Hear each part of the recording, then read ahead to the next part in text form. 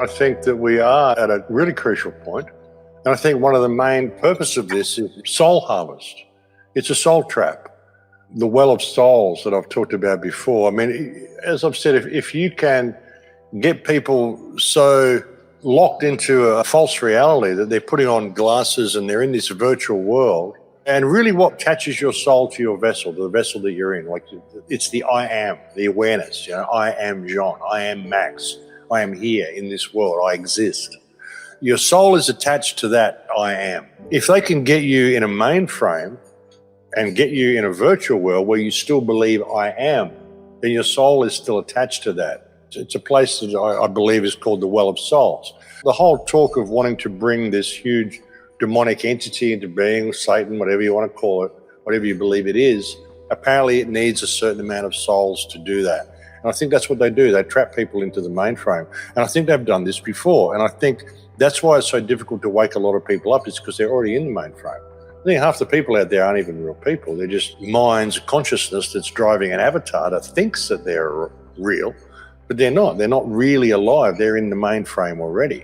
And I think that's what all this is about. Of course, you're not going to get all the people to do it, so you need to depopulate. It's like people farm. You got to have all of this excess stuff around. It's like the corn flour in the stew to thicken the stew.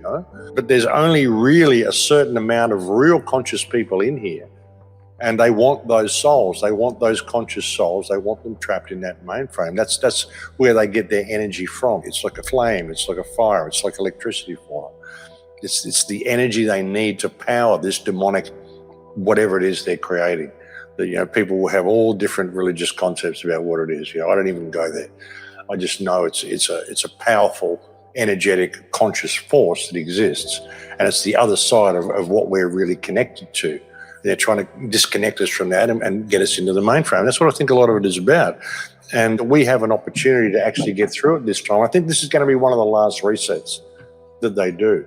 Because even when I look at the world, and it gets very esoteric for a lot of people, you go back, looking at the giant trees that used to exist that are now tabletop mountains, the silicon life that used to exist, the giants that used to be here, the water canopy that Jason talks about that used to be overhead, which would make it possible for things to grow to enormous sizes, and which is also talked about in the Bible and all sorts of places. You'll find references to a water canopy, what caused the great flood when the canopy fell, all of this sort of stuff, rain for 40 days and 40 nights. And the story of the great flood exists in all cultures, in all countries. So we know there has been events like this. Whether there's been more than one, we don't know. But I think every time they do this, they reduce us as well, reduce us in size. As I've said, we think we're so big and we think we're this and we're that. I think we're tiny. We're like the fairies, but we've lost our wings. And we're running around in long grass thinking that these are trees, but they're not. They're long grass. The trees were the silicon trees, the giant tabletop mountains that went up for miles. I don't think anything is what we're told. I've said before, I think we're basically living on the floor of a mine. And that as they're mining the earth, they need smaller and smaller people with smaller and smaller machines to get all the fine stuff out there.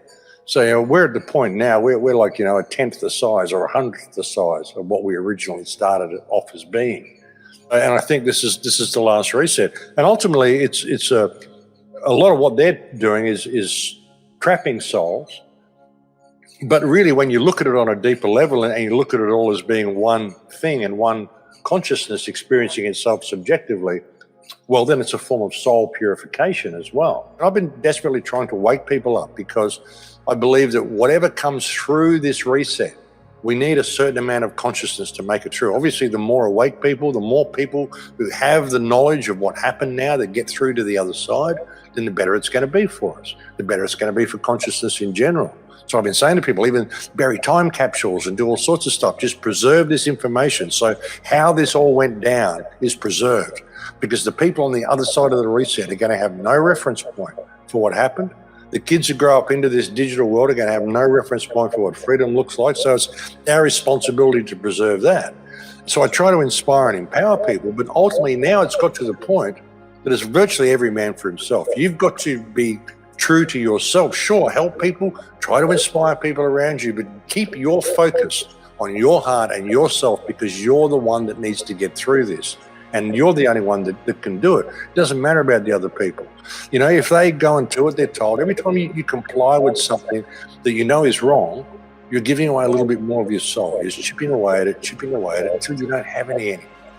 And people end up in the position where they're masked and they're cowed and they're walking between the lines, and they do everything they can just to comply because they're so terrified of what's going to happen if they don't. You come here to get this information and take it with you to the other side. You're not going to give away your soul along the way. That's what it's really all about. So that's the way you've got to look at it. You know, it's a form of soul purification more than anything else.